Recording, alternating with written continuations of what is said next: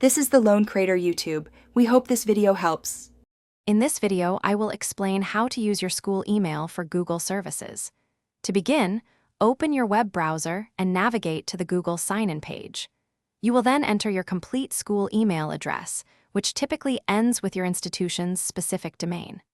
After entering your email, you will be seamlessly redirected to your school's dedicated login portal. Complete the authentication process there to securely access all Google applications using your academic credentials.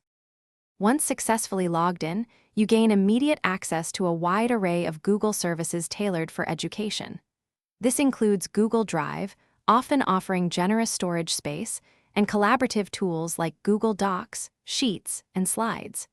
You can also access Google Classroom, a central hub for assignments and communication with your teachers.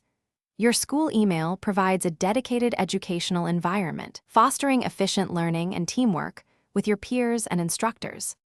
It's important to understand the key differences between your school and personal Google accounts.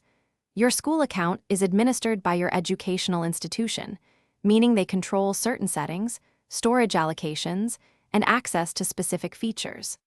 Personal accounts, conversely, are entirely managed by you.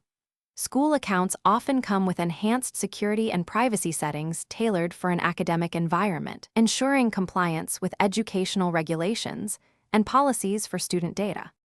To maintain the security of your school Google account, always use a strong, unique password.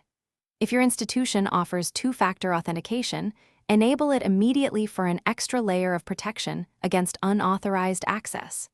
Be vigilant against phishing emails and suspicious links, as these can compromise your account. Remember to log out of your account, especially when using shared computers or public devices, to prevent unauthorized access to your valuable academic information. Thanks for watching. Consider subscribing if we helped you.